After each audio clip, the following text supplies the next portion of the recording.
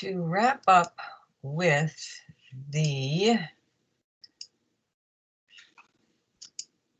components of the mouth and the processes of the mouth, we do need to talk about what actually happens in terms of digestive processes in your oral cavity.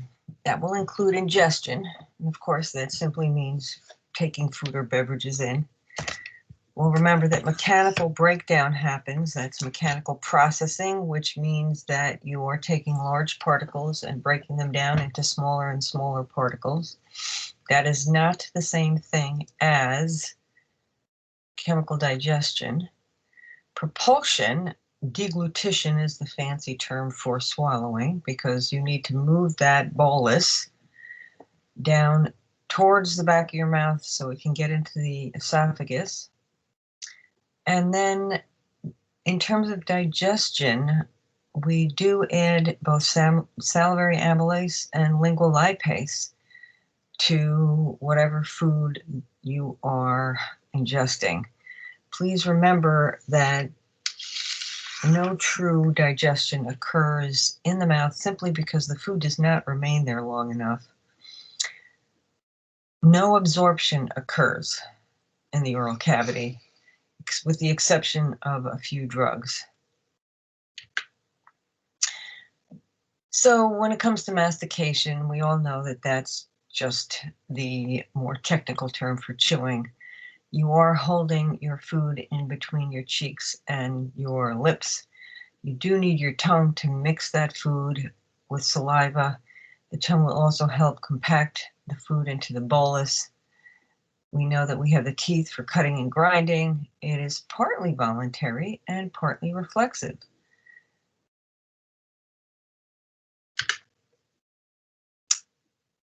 When the bolus moves out of your mouth, out of the oral cavity, it is going to move into the pharynx. There are actually three regions to the pharynx.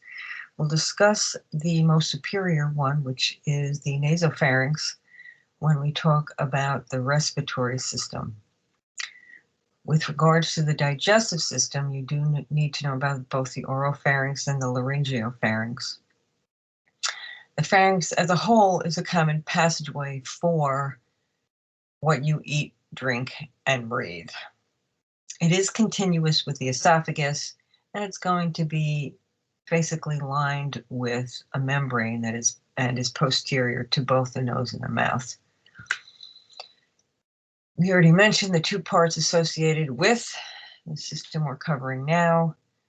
It is going to be composed of stratified squamous epithelium in terms of the lining, and that should not be a surprise because that stratified squamous ET provides protection against the abrasion. Of course, there will be mucus-producing glands embedded in the walls. And there will be a couple of skeletal muscle layers, which means that you can actually help control the swallowing that you do. Moving from the pharynx past the larynx, we're going to move into the esophagus, which is really just a flat muscular tube. It is going to move through the diaphragm at the esophageal hiatus and will connect with the stomach just inferior to the diaphragm. At the distal end will be the cardiac or lower esophageal or gastroesophageal sphincter. That is going to be important because it is normally contracted in order to prevent the backflow of the very acidic contents of the stomach up into the esophagus. It does actively move food and liquid down into the stomach because of peristalsis.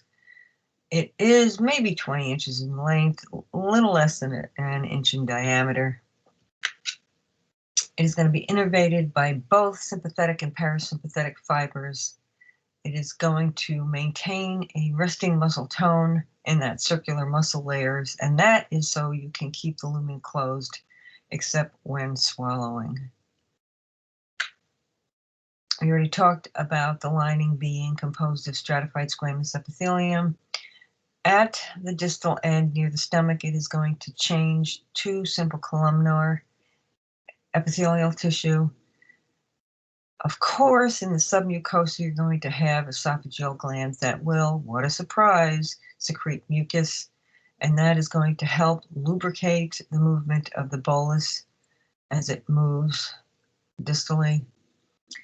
The muscularis external layer will be skeletal muscle superiorly and mixed skeletal and smooth muscle in the middle, and on the distal end, it'll be smooth muscle. And instead of having a serosal layer, you're going to have an adventitial layer. This is what it looks like. You can see that it is relatively flattened. When you swallow the bolus, it will expand as the bolus moves through it and then contract behind the bolus. Let's talk briefly about gastroesophageal reflux disorder, and that is when the stomach chronically regurgitates its acidic contents back up into the esophagus. It is likely associated with excessive food or drink, extreme obesity, pregnancy, sometimes running. Now, there's a difference between gastroesophageal reflux disorder and heartburn, although those terms are often used interchangeably. Heartburn is an occasional issue with reflux, and GERD is chronic. When it becomes chronic, you can have problems with getting hyperplastic cells in the distal part of the esophagus, and you can also get esophageal cancer. So if you have intermittent heartburn, I would be concerned. If you have chronic heartburn, I would be really concerned. Please remember also that heartburn, and that's in quotes, can actually be a sign of cardiovascular disease. So if you know someone who has chronic heartburn, they need to get that checked out. Or if you have a case where you don't ever have heartburn and suddenly somebody has it, you should still get that checked out. While we're discussing this topic, we do need to mention the hiatal hernia, which is actually a structural abnormality. Part of the stomach sort of squeezes up through the diaphragm and remains above the diaphragm, as you can see in the picture at the bottom of the page. Because of the acidity of the contents of the stomach, you can have tremendous trouble with this, esophagitis, esophageal ulcers, and even worse, esophageal cancer. So it's really important to get this checked out.